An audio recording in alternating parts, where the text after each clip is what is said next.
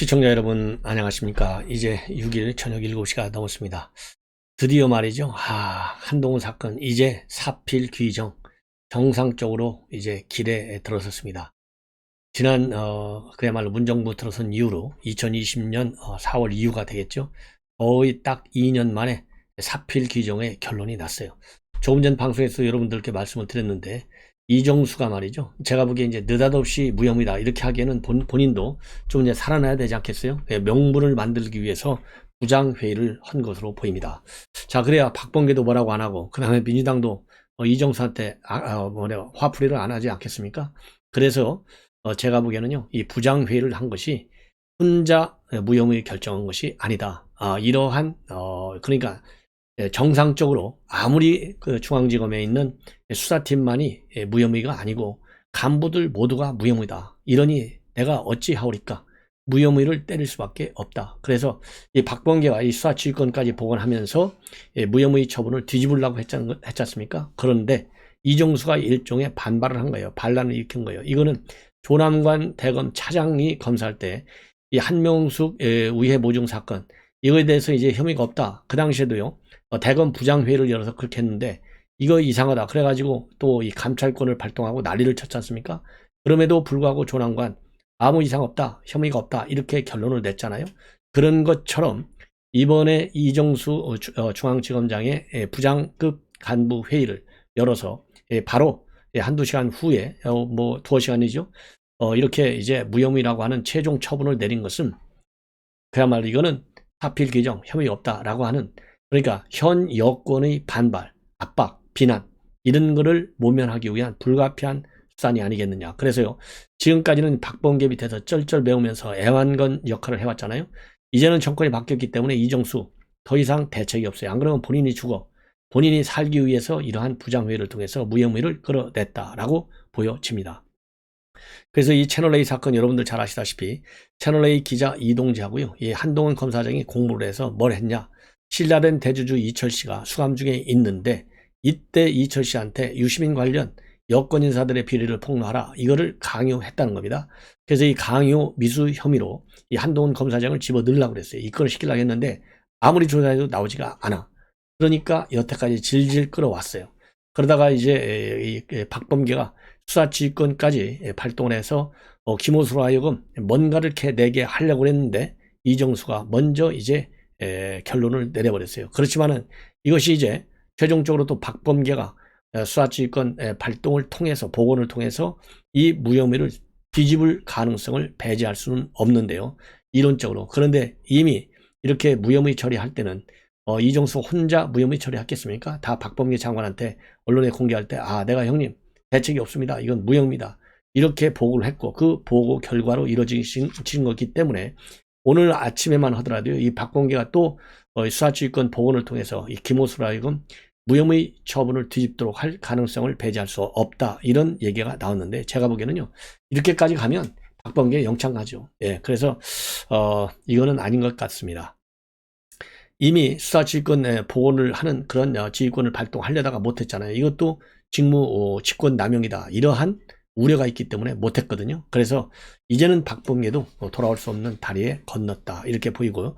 자, 오늘 이렇게 결론을 내면서 추가적인 사항들이 몇 개가 있냐면, 그리고요, 이번 여러분들 아시다시피 이거는 민원연이 2020년 4월 달에 MBC의 겸언유착 보도를 근거로 해서 한동훈하고 이종대가 공모 정황이 있다. 이렇게 고발을 하면서 시작된 사건이에요. 자, 그러면 이거를 누가 개입을 했느냐? 제보자 지현진 씨. 여러분들 뭐 기억나실 거예요. 이 지현진 씨가 여기에 말하자면 이 한동훈 검사장과 이동재 기자라고 한동훈 검사장과의 관계를 좀 뭐라고 그럴까요? 이 과장하도록 유도를 해가지고 이 사건이 벌어진 것 아니겠습니까? 자, 그래서 이 지현진 씨도 결국 그동안에 혐의를 받고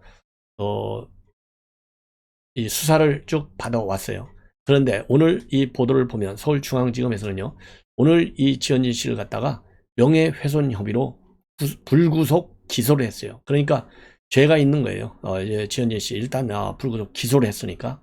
자, 그래서 이 이동재 씨가 저 이동재가 말이죠, 한동훈 검사장의 친분을 과장하도록 지현진 씨가 유도를 했다. 그래서 이 MBC의 거짓 제보한 혐의가 인정된다. 이거를 검언유착 정황으로 날조해가지고 MBC의 거짓 제보한 혐의가 인정된다. 그래서 불구속 기소 조치를 했습니다.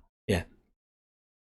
그리고요, 이 허위 보도를 해서 언론사 기자의 명예를 훼손했다는 혐의로 고발된 MBC 관계자들은요, 혐의 없음 또는 각하 처분이 됐는데, 이 혐의 없다라고 하는 분, 즉 MBC 기자들에 대해서 이 혐의 없다, 각하 처분한 거, 이거는요 아마도 이 별도로 또 수사를 받아야 되는 것이 아니겠느냐. 그래서 이 부분이 뭐 MBC가 검언유착한 게 맞는 거 아니겠어요? 그런데 이 부분에 대해서는 바로 무혐의 처분했다? 이거 이상하죠? 그래서 시민단체나 이 법조인들께서는 이런 MBC에 대한 무혐의 처분, 법률적으로 하자가 있는 부분이 없는지 다시 한번 짚어야 되겠다라고 생각이 듭니다. 자, 이번에는요, 이 탁현민이가 또 나왔어요.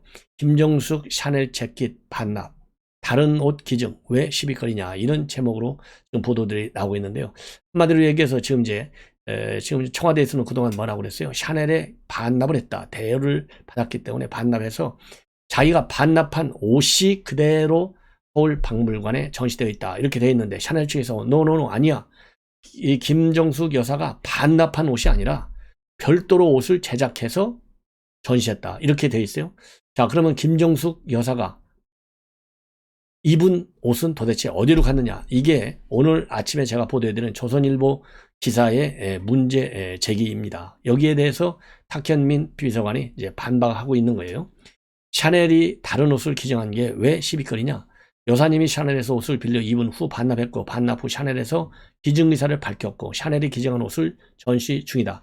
이게 잘못된 거예요. 샤넬에서 기증 의사를 밝힌 게 아니라 서울에 있는 청와대에서부터 시작해갖고 문체부, 그 다음에 박물관, 이런 연계고리를 거쳐서 샤넬 측에 기증하는 게 좋겠다, 이렇게 의사를 밝혀가지고 샤넬이 기증하게 된 것이다. 이게 조선일보의 기사 요지가 아니겠습니까?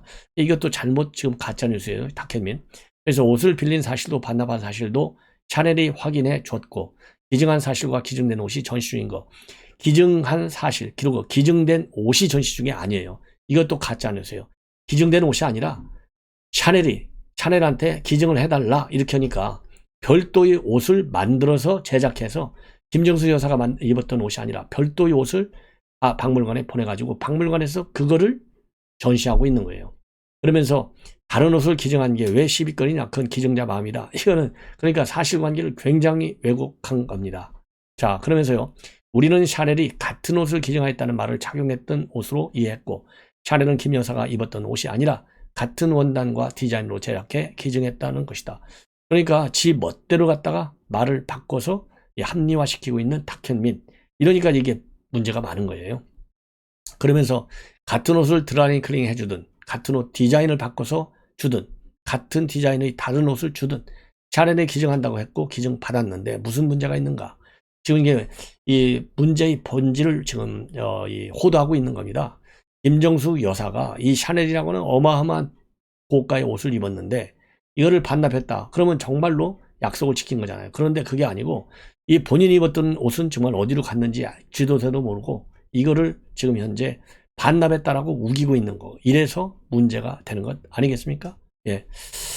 자, 그래서 일부 네티즌들도 이미 김정숙 여사가 착용한 재킷하고 전시된 제품이 다른 것이다 라는 의혹을 제기했고, 샤넬 코리아 측은 김 여사가 착용했던 재킷은 바로 반납이 됐다. 이후 샤넬은 기증을 제안했으며 별도 재킷을 제작해 기증했다, 이렇게 밝히고 있습니다. 그래서 지금 이제 보도마다 조금씩 달라지고 있는데요. 이거 나중에 수사를 통해서 확인하고 그리고 밝혀져야 할 대목이 아닌가, 이렇게 생각이 듭니다.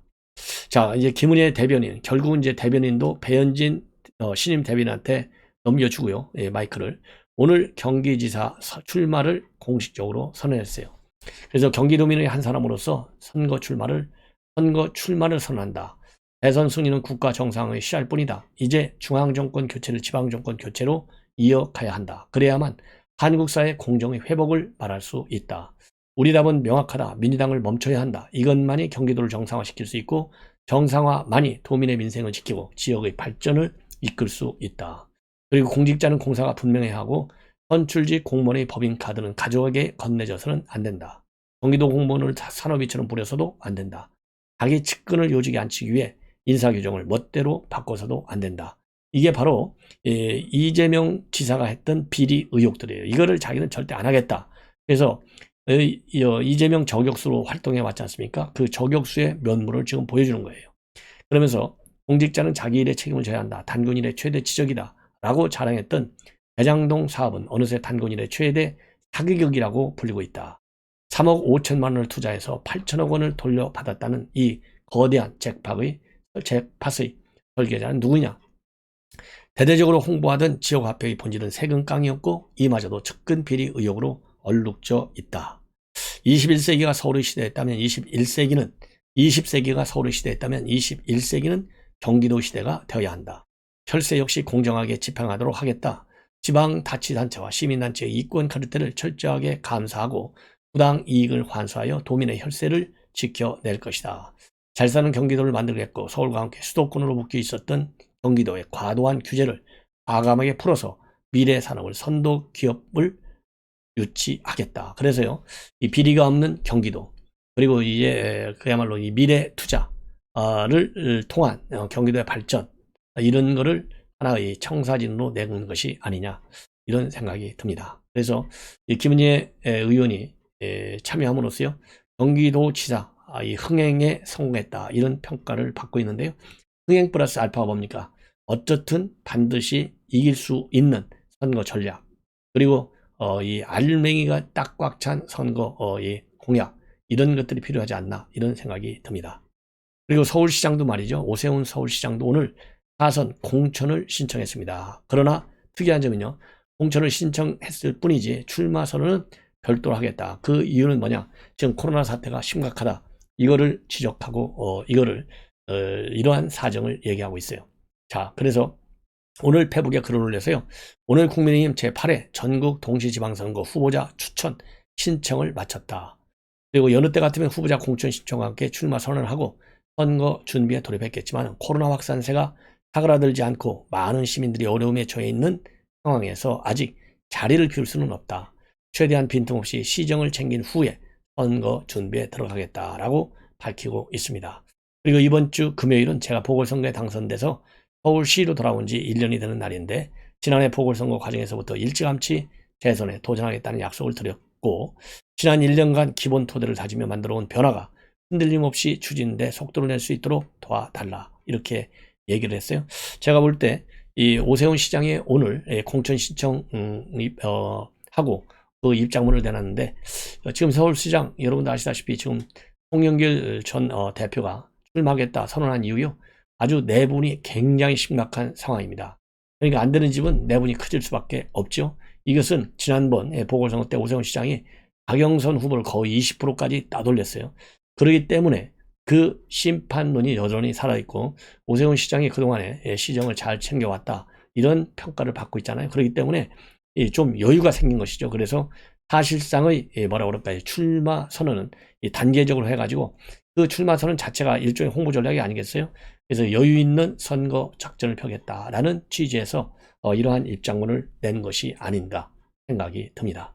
시청자 여러분, 이것으로 제 방송을 마치겠습니다. 자, 많은 시청을 당부드리고요. 젊은 분들에게 제 방송 많이 구독을 권유해 주시면 고맙겠습니다. 감사합니다.